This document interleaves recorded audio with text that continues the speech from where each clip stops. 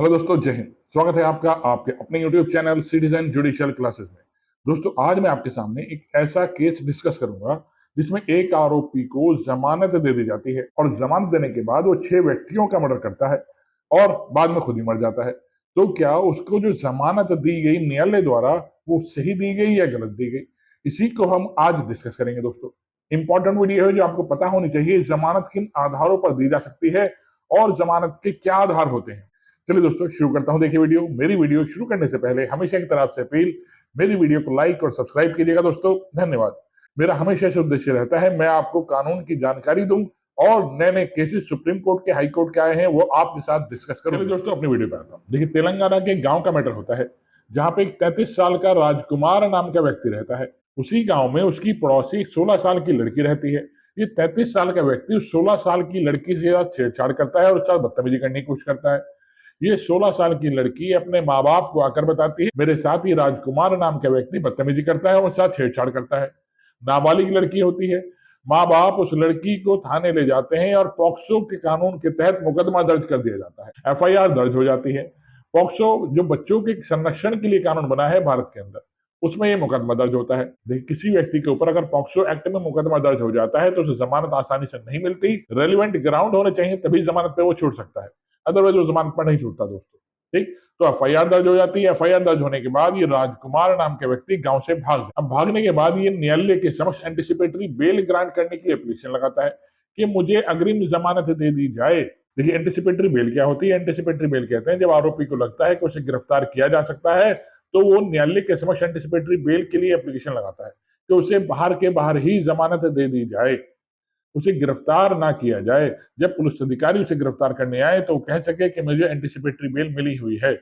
न्यायालय किसी कारणवश उसे एंटिसिपेटरी बेल ग्रांट कर देता है। दोस्तों, देखिए, 16 मई 2026 को तो एफआईआर दर्ज करी गई और जून 2026 में उसे एंटिसिपेटरी बेल ग्रांट कर दी जाती है न्यायालय द्वारा। अब देखिए, जमानत मिलने के बाद ये 10 जुलाई 2026 को अपने गांव जाता है।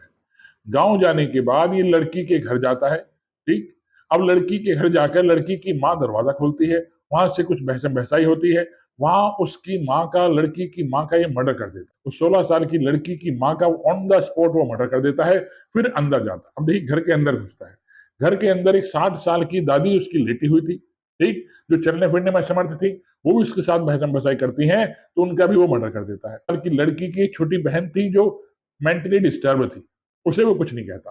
ठीक, अब उस लड़की को, 16 साल की लड़की को घर से उठाता है, अपनी गाड़ी में बिठाता है, उसके हाथ पैर बांधता है, मुंह बांधता है, गाड़ी में बिठा के वो अपने घर जाता है।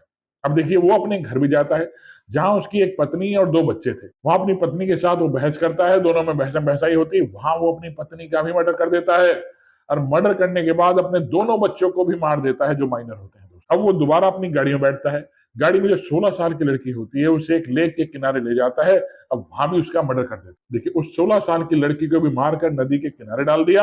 अब वो वहां से भाग जाता है और अंकल को फोन करता है अपने, और उन्हें सारी घटना को बताता है कि मैंने इस तरह 6 व्यक्तियों को मार दिया है। अब पुलिस डिपार्टमेंट में हड़कंप मच जाता है। 6 लोगों को मार दिया गया है। किसके द्वारा? एक जमानती द्वारा, जिसे जमानत न्यायालय ने दी है। ठीक, अफरा तफरी मच जाती है। 2 लाख रुपए का इनाम भी घोषित कर दिया जाता है कि जो कोई इस व्यक्ति के बारे में इंफॉर्मेशन देगा, राजकुमार के बारे में इंफॉर्मेशन देगा, उसे 2 लाख रुपए का इनाम मिलेगा। जगह जगह तलाशी शुरू हो जाती है लेकिन पुलिस को वो कहीं मौजूद नहीं मिली। कुछ दिन बाद जहां उसके अंकल रहते थे वहां से 25 किलोमीटर दूर उस राजकुमार की लाश मिलती है। अब राजकुमार को किसने मारा, ये भी एक मिस्ट्री बन गई है दोस्तों। अब पुलिस इस छानबीन में लगी हुई है दोस्तों। लेकिन प्रश्न यही उत्पन्न हो रहा है कि एंटिसिपेटरी बेल इस आरोपी को पॉक्सो के मुकदमे में कैसे ग्रांट कर दी गई न्यायालय द्वारा। एंटिसिपेटरी बेल नहीं देनी चाहिए थी, अग्रिम जमानत नहीं देनी चाहिए थी। अगर उसे जमानत ना मिलती तो वो 6 व्यक्ति आज जिंदा होते, जिसमें 3 माइनर थे और 3 मेजर हैं। दोस्तों, माइनर कौन? एक तो 16 साल की लड़की और उसके 2 स्वयं के बच्चे जो माइनर थे। मेजर लड़की की माँ, लड़की की दादी और उस व्यक्ति की पत्नी जो मेजर है। 6 व्यक्तियों को उसने जमानत मिलने के बाद मार दिया। आमतौर पर हमेशा ये बहस रहती है कि बेल इज ए रूल और जेल इज ए एक्सेप्शन।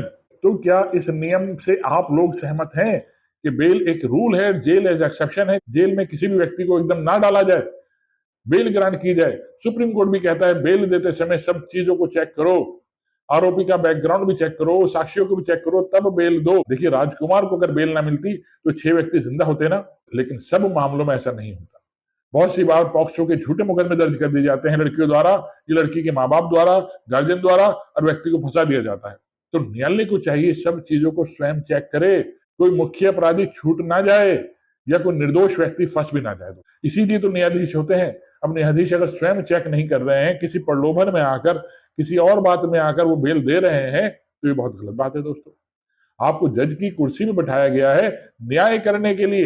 अब देखिए इन्वेस्टिगेशन चल रहा है कि इस व्यक्ति को किसने मारा, लेकिन ये प्रश्न तो उत्पन्न हो गया ना कि एंटिसिपेटरी बेल क्यों दी गई इस आरोपी को। तो आपकी इस संदर्भ में क्या राय है, मुझे कमेंट करके जरूर बताइएगा दोस्तों। जय हिंद, धन्यवाद।